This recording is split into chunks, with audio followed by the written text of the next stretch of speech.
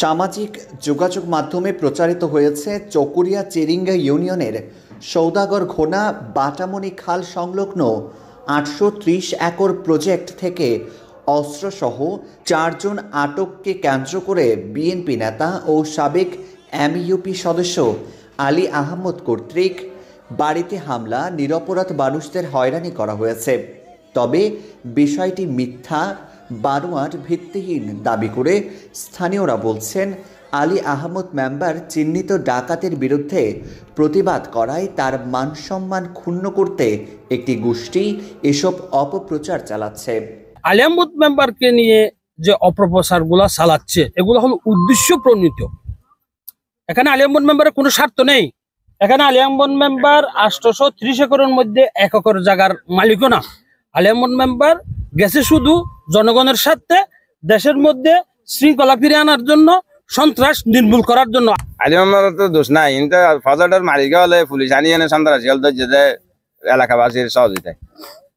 জানা যায়, চরণদ্বীপ মৌজার ৮৩০ একর চিংড়ি ঘের ১৯৮৫ থেকে ৮৭ সালে সমবায় সমিতি সাগরিকা খামার ধসাখালী ও স্থানীয় ৬০ জনের নামে ১০ একর সরকার ইজারা দেয়। কিন্তু ডাকাত দলের নানা অত্যাচারে প্রজেক্ট মালিকরা দিশেহারা হয়ে যায়। ঘের মালিকরা জানায়, গত রবিবারে জনতার সহায়তায় অস্ত্রসহ যে ৪ জন আটক হয়েছিল তাদের বিরুদ্ধে এর পূর্বেও ডাকাতি, চাঁদাবাজি মামলা রয়েছে। লিজ প্রাপ্ত প্রজেক্টে সর্বোচ্চ ডাকাত চিরিঙ্গা ইউনিয়নের মশালিয়া নামে জসিম, বিয়ে রশিদ, দিদার, এরকম নাম না জানা অনেক ডাকাত, বড় বড় ডাকাত সহ ৮৩০ একর প্রজেক্ট দখলে নিয়ে নেয়। দখলে নেওয়ার পরে ২ দিন আমাদের চিংড়িগেরে প্রত্যেকটা চিংড়িগেরের কর্মচারী বেঁধে মেরে ওখানে গুলিও করছে। একজন কর্মচারী গুরুতর আহত, চট্টগ্রাম মেডিকেলে অবস্থান আছে। এখন সরকার বাহাদুর একজনকে ১০ একর করে অ্যালটমেন্ট দিয়ে দিছে, সরকারি রাজস্ব নিয়ে ফেলছে।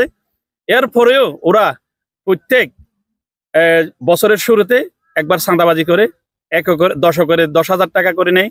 আবার রাত্রে গিয়ে মাছ লুট করে এই কর্মচারীদেরকে বেঁধে পানিতে ডুবাই রাখে, মারধর করে মাছগুলো নিয়ে যায়। এরপরে আবার বছর শেষে শুকনা মৌসুম আসলে যখন মাছ ধরে ফেলে, ওই সময় আবার ডাকাতি করে আবার মাছগুলো লুট করে নিয়ে যায়। এভাবে আজকে দীর্ঘ ১৫টা বছর অতিষ্ঠ হয়ে গেছে। স্থানীয় এমইউপি সদস্য মোহাম্মদ ইসমাইল জানায়, সম্প্রতি চিংড়ি ঘেরে বেড়েছে ডাকাতি ও লুটপাট। গত রবিবার রাতে যারা আটক হয়েছে তারা প্রজেক্ট ডাকাতি করতে এসে ধরা খেয়েছে।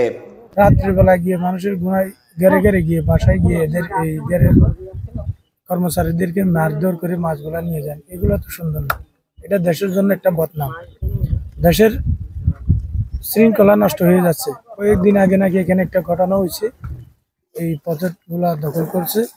আমার কথা হচ্ছে, আপনাদের যদি কাগজপত্র সঠিক থাকে, আপনারা রাত্রে গিয়ে ডাকাতি করেন কেন? আপনারা একটা বিচার সালিশের মধ্যে বসে যদি আপনারা পান। চিরিঙ্গা ইউনিয়নবাসীর প্রত্যাশা, এলাকা সন্ত্রাস মুক্ত হোক, যার যার সব অবস্থানে ডাকাত এবং খারাপ লোকদের বর্জন করুক। Desk report, TTN।